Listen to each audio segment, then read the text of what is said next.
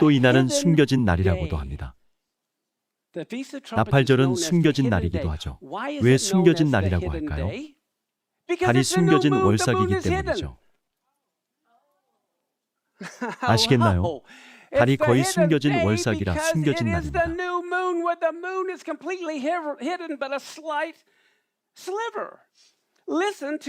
이사야 26장 20절에서 21절을 보면 내 백성아 울지어다 너는 내 방들로 들어가 내 주변에 내 문들을 닫고 경로가 지나가기까지 잠시 숨을지어다. 보라 주께서 자신의 처소에서 나오사 땅의 거주민들의 불법으로 인하여 그들을 벌하시리니 땅이 또한 자기의 피를 드러내고 자기의 죽임당한 자들을 다시는 덮지 아니하리라. 말씀에서는 우리가 그날 숨어야 한다고 합니다. 그런데 또 땅이 죽임당한 자들을 더는 덮지 않을 것이라고 하죠. 월삭 곧 로시 하샤나의 죽은 자들이 부활하고 하나님이 땅의 거주민들을 벌하실 테니까요.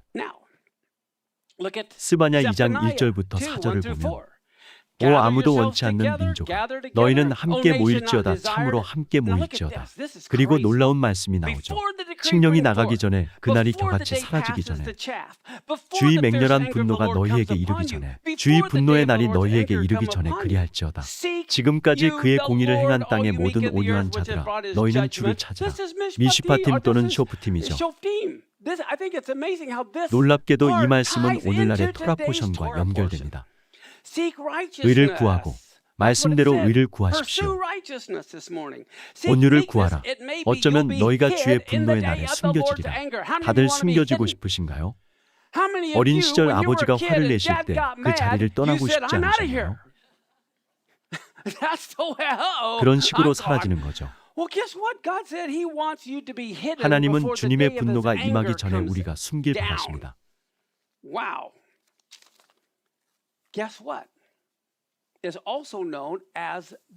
자, 이날은 야곱의 환난 때라고도 불립니다. 왜 그렇게 불릴까요? 여러분에게 성경 말씀을 정리한 노트를 드리는 이유, 이것이 제 생각과 철학이 아님을 알려드리기 위해서이죠. 성경의 말씀을 알려드릴 뿐입니다. 직접 보고 잘 생각해 보세요. 예레미야 30장 6절부터 7절을 보면 이제 너희는 남자가 아이를 베어 산골을 겪느냐 하고 묻고 또 알아보라. 남자마다 산골을 겪는 여인같이 자기 손을 허리에 대며 모든 얼굴이 창백하게 변함을 내가 보면 어찌된 까닭이냐. 아 슬프도다. 그날이 커서 그것과 비길 날이 없나니. 그날은 곧 야곱의 고난의 때로다. 그러나 그가 그 고난에서 구원을 받으리로다. 다니엘 12장 1절부터 2절을 보면 그때에 내 백성의 자손들을 위하여 일어서는 큰 통치자 미가엘이 일어날 것이요 또 고난의 때가 있으리니 그것은 민족이 있은 이래로 그때까지 없었던 고난일 것이며 그때에 내 백성이 구출을 받되 책에서 발견된 바 기록된 모든 자가 구출을 받으리라. 다음 주에 다룰 테지만 이래서 로시 하샤나는 책이 열리는 날이기도 합니다. 하나님이 살 자와 죽을 자를 정하실 때죠. 이어서 보면 땅의 티끌 가운데서 잠자는 자들 중에 많은 사람이 어떻게 된다고요? 경고 소리를 듣고 깨어날 테죠. 얼마는 영존하는 생명에 이르고 얼마는 수치와 영존하는 치욕에 이르며 시편 27편 5절을 보면 그분께서 고난의 때에 자신의 천막 속에 나를 숨기시고 자신의 장막의 은밀한 곳에 나를 숨기시며 반석 위에 세우시리로다. 앞서 말씀에서 남자들이 산골을 겪는 여인같이 손을 허리에 댄다고 했는데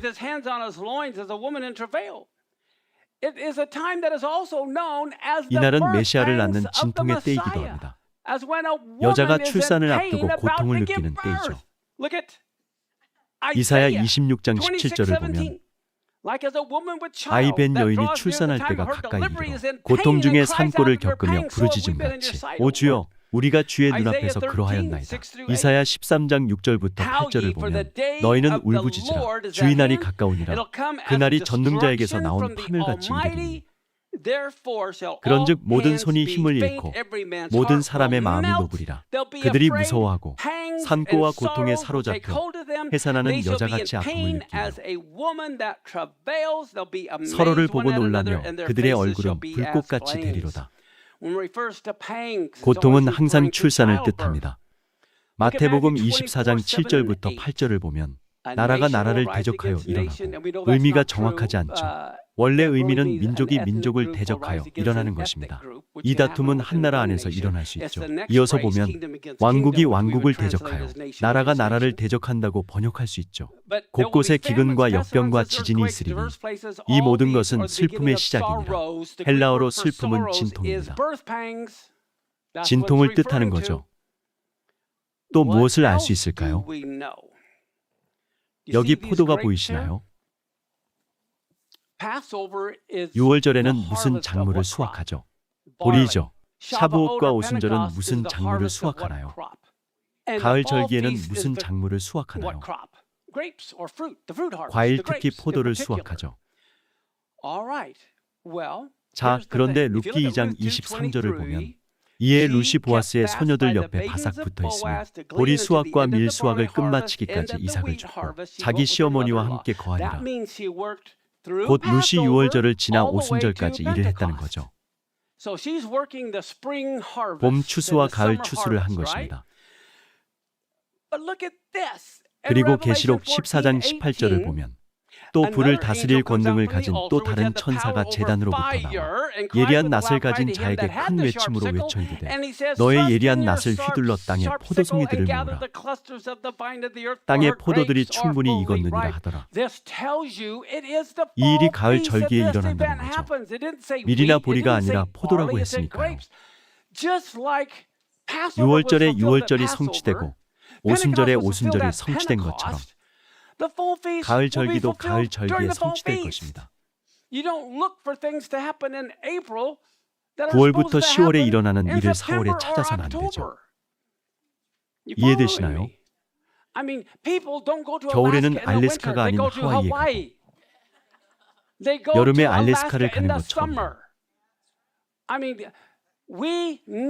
우리는 하나님의 달력을 알아야 합니다. 그래야 무슨 일이 일어나는지 알 수 있죠. 계시록 17장 5절을 보면 그 여자의 이마에 한 이름이 기록되어 있었는데 신비라 큰 바빌론이라 땅의 창녀들과 가증한 것들의 어미라 하였더라. 이 계시록 말씀에서 창녀들의 어미를 얘기했는데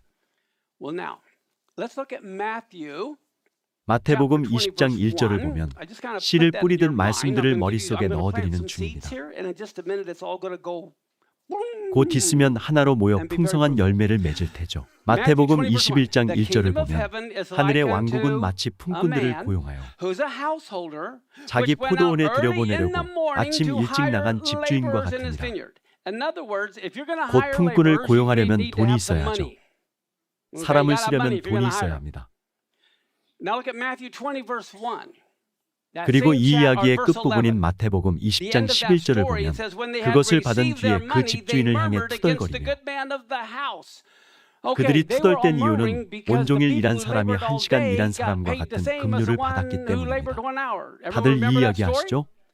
사람들이 전부 돈을 받았는데 그중 투덜대며 집주인에게 불평한 사람들이 있었습니다. 집주인은 누구일까요? 하나님 또는 예수아가 집주인이시죠.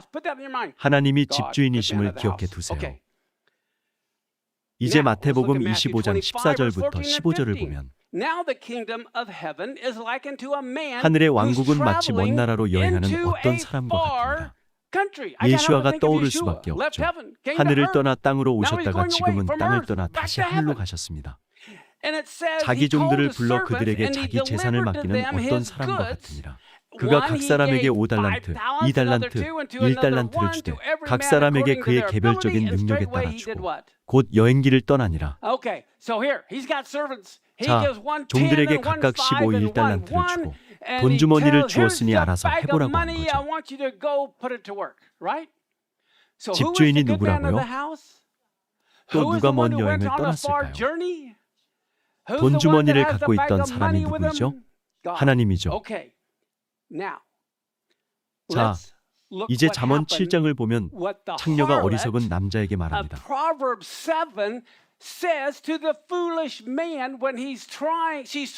남자를 유혹하려 하죠.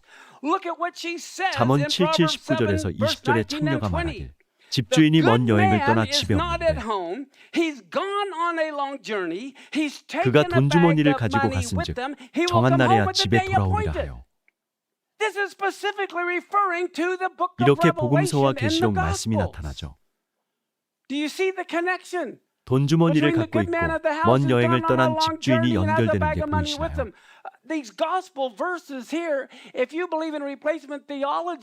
대체 신학을 따르면 복음서 말씀을 잠언 7장과 연결할 수 없습니다.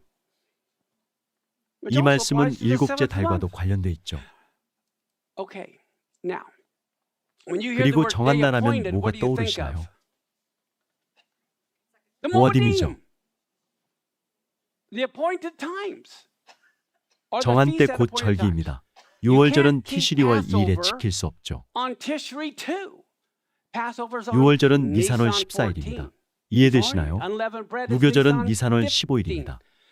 로시아샤나는 티시리월 1일, 염키푸르는 티시리월 10일, 수꽃은 티시리월 15일입니다. 이것들이 정한 때이죠. 월삭 곧 매월 첫날도 정한 때입니다.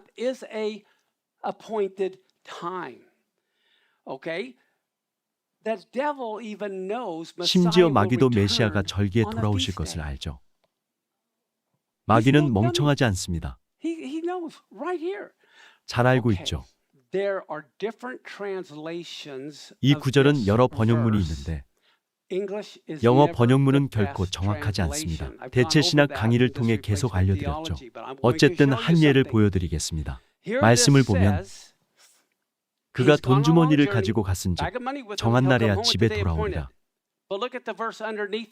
그런데 다른 역본에서 이 구절을 보면 집주인이 먼 여행을 떠나 집에 없는데 돈주머니를 가지고 갔은즉 월삭에야 집에 돌아오리라.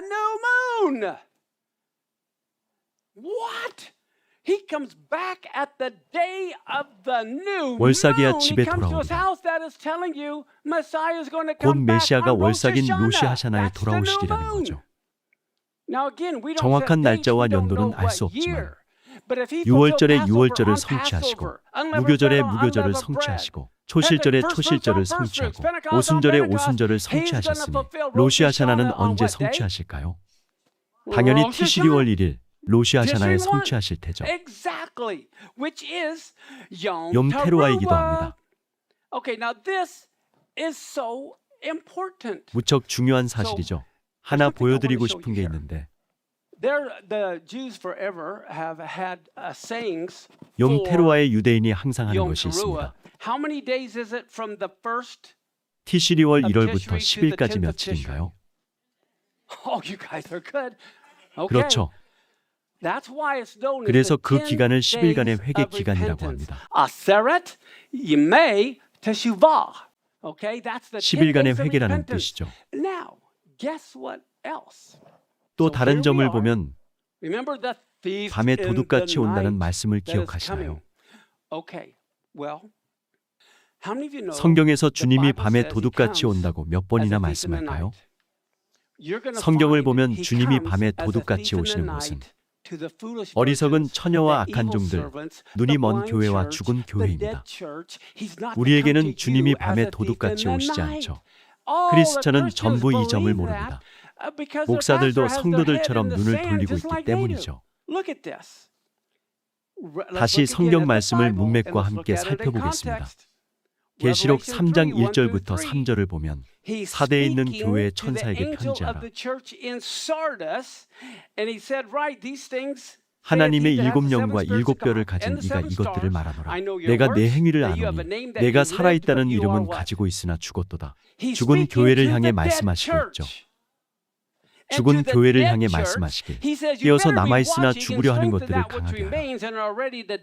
내가 하나님 앞에서 내 행위의 완전함을 찾지 못하였노니 그러므로 내가 어떻게 받았고 들었는지 기억하고 굳게 붙잡아 회개하라. 그런즉 만일 내가 깨어있지 아니하면 내가 도둑같이 내게 이르리니 내가 어느 시각에 내게 이를지 내가 알지 못하리라. 이렇듯 죽은 교회에 도둑같이 오실 거라고 했습니다. 계시록 3장 17절부터 18절을 보면 라오디게아 교회에 말씀하시길 내가 이르기를 나는 부자라 아무것도 부족한 것이 없다 하면서 내가 재산을 불렸으니 내 비참한 것과 가련한 것과 가난한 것과 눈먼 것과 벌거벗은 것을 알지 못하기 때문이라. 내가 내게 권고하노니 너는 내게서 불로 정제한 금을 사서 부유한 자가 되고 또 흰옷을 사서 입어 내 벌거벗은 수치를 드러내지 말며 또 내 눈에 안약을 발라볼지니라. 벌거벗고 있음을 보라는 거죠. 계시록 16장 15절을 보면 보라 내가 도둑같이 오나니 깨어있어 자기 옷을 지키고 벌거벗고 다니지 아니하여 그들에게 자기 수치를 보이지 아니하는 자는 복이 있도다. 이렇듯 눈먼 교회를 향해 밤에 도둑같이 올 것이라고 말씀하시죠. 성전 경비대장은 밤도둑이라고 불렸는데 하수아는 제사장이 졸지 않는지 확인하러 다녔기 때문이죠. 자, 주님이 밤에 도둑같이 죽은 교회와 눈먼 교회에 오시는 것을 보았습니다. 이제 마태복음 25장 8절부터 13절을 보면 지혜로운 처녀와 어리석은 처녀들이 나오는데 어리석은 자들이 지혜로운 자들에게 이르되 우리의 등불이 꺼졌으니 너희 기름을 나누어 주라 하거늘 지혜로운 자들이 이르되 그리할 수 없노라. 우리와 너희가 함께 쓰기에 부족할까 염려하노니 차라리 파는 자들에게 가서 너희 쓸 것을 사라 하매 그들이 사러 간 사이에 신랑이 오므로 준비된 자들은 그와 함께 혼인 잔치에 들어가고 문이 닫히니라. 그 뒤에 다른 처녀들도 와서 주여 주여 우리에게 열어주소서 하나 그가 이르되 내가 너희를 알지 못하노라 하였느니라. 그리고 어리석인 처녀들에게 말씀하시되 그러므로 깨어있으라. 너희가 사람의 아들이 오는 그날도 그 시각도 알지 못하느니라. 그날을 모르는 자들은 어리석은 처녀들이었죠.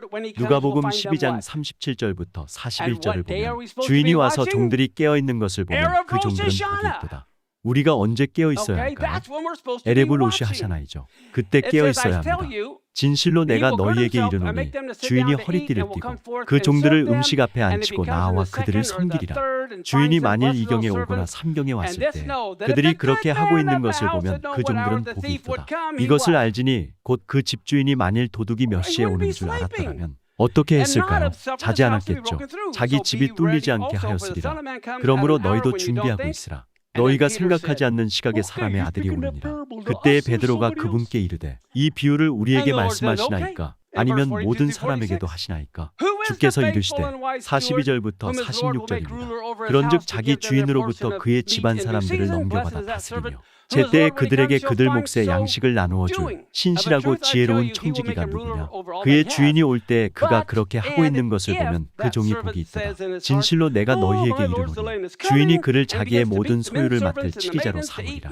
그러나 그 종이 마음속으로 이르되 내 주인이 오는 것을 늦추시는구나 하며 남종과 여종들을 때리고 먹고 마시고 취하기 시작하면 그가 그를 기다리지 않는 날 그가 알지 못하는 시각에 그 종의 주인이 와서 그를 잘라내고 믿지 않는 자들과 함께할 그의 몫을 그에게 지정한다. 믿지 않는 자들이 무슨 몫을 받죠? 환난을 통과하는 성도들과 함께 몫을 받고 싶으신가요? 마태복음 16장 3절을 보면 또 아침에는 하늘이 붉고 흐리니 오늘은 날씨가 구주리라 하는도다. 오 너희 위선자들아 너희가 능히 하늘의 모습은 분별하거니와 시대의 표적들은 분별하지 못하느냐. 우리는 시대의 표적을 알아야 합니다.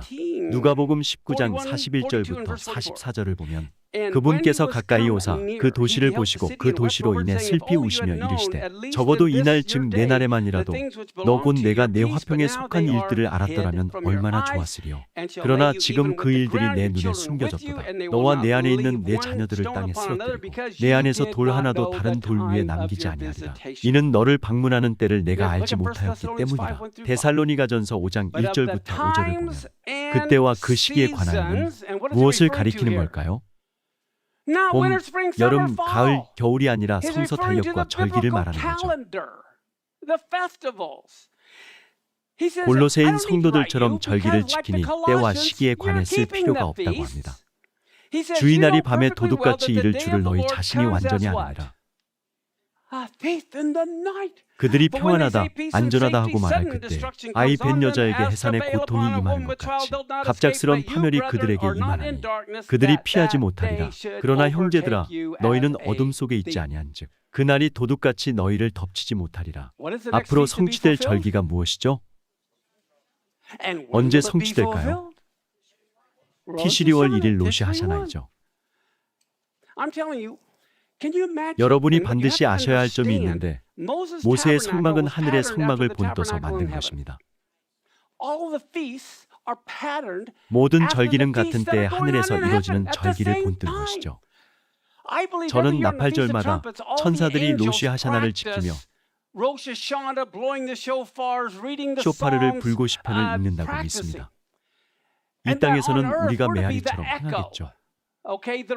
동시에 이 일들이 이루어지는 것입니다. 그러다 언젠가 로시 하샤나에 우리가 주님을 왕으로 선포하고 외칠 때 그 순간 갑자기 하늘의 성가대와 함께하게 될 테죠. 우리는 깨어나 파수하고 있을 테니까요. 하지만 세상은 갑작스러운 일에 영문을 몰라 할 것입니다. 화면을 보면 마오이섬 산불 사진이 있는데 산불이 갑자기 일어났죠. 할 수 있는 일이 아무것도 없었습니다. 차들은 이렇게 됐죠. 사람들은 갈 곳이 없어 바다로 뛰어들었습니다. 그런데 준비된 사람들이 있었죠. 진작에 바다로 나와 물에 빠진 사람들을 구조했습니다. 여러분은 깨어서 준비된 배에 타고 싶으신가요? 아니면 영문도 모른 채 살기 위해 도망치고 싶으신가요? 하나님은 갑자기 일어날 것이라고 하십니다. 시간이 없었죠. 마오이섬 산불처럼 소리가 들릴 때는 이미 됐습니다. 그때 예수님 살려주세요 할 수 없죠. 소용없습니다. 산불에서 살아남은 사람들이 나오는 짧은 영상을 보여드리죠. 틀어주세요. 사람들이 해변으로 달려갔어요. 그럴 수밖에 없었죠. 차들은 문이 열린 채 그대로 있었고 사람들은 도망쳤죠. 길에는 시신들이 있었어요. 바다와 6m 정도 떨어져 있었는데 불이 아주 빠르게 번졌죠. 그리고 사람들이 바다로 뛰어들었지만 해안경비대가 충분히 가까이 들어오지 못했죠. 연기가 자욱하던 한밤중에야 3m 정도의 작은 보트에 오를 수 있었어요. 폭발이 수없이 일어났죠. 그리고 어린아이 2명을 데리고 암초 뒤에서 대기하던 해안경비대 배까지 갈 수 있었죠. 폭발 소리가 계속 들렸고 공포 영화를 보는 것처럼 비명을 질렀어요. 보이지는 않았지만 사람들이 토하는 소리가 들렸죠. 연기 때문에 점점 어두워졌거든요. 경찰에 다시 전화했지만 경찰도 오지 못했죠. 3번째 전화했을 때 바다로 가라고 하더군요. 깜깜한 데다가 허리케인까지 왔는데 말이죠. 바닷물이 우리를 끌어당기고 있었어요. 떨어지는 물로 몸과 화상을 적시려고 했죠. 구조되기까지 얼마나 걸리셨나요? 한 3시간 정도요. 살아남으신 게 기적인 것 같네요.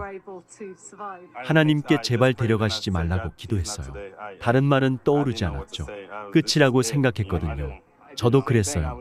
물에 누운 채로 하나님께 오늘 이렇게 데려가시지 말라고 했죠.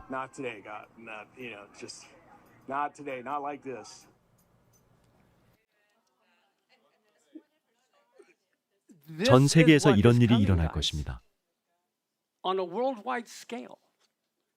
그때 가서 준비할 시간이 있을 것이라고 생각한다면 그럴 시간 없습니다. 준비할 시간이 없을 테죠. 이 일은 눈 깜짝할 사이에 한순간 일어날 것입니다. 우리는 준비해야죠. 그 전에 지금 준비하고 대비해야 합니다. 우리 각 사람의 마음이 준비되어 있길 기도합니다. 올해일 수도 있죠. 이번 로시 하샤나일 수도 있습니다. 그러니 여러분이 무료로 달력을 나눠주길 바라죠. 사랑하는 모든 사람에게요.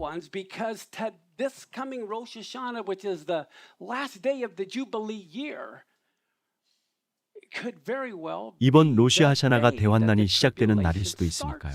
한순간에 일어난 일을 보고 모든 사람이 깜짝 놀랄 것입니다. 우리는 준비해야죠. 저는 이 심판의 날에 하나님의 영이 강하게 움직이셔서 마오이섬 산불 같은 이 일이 영화가 아니라 실제임을 깨닫길 기도합니다.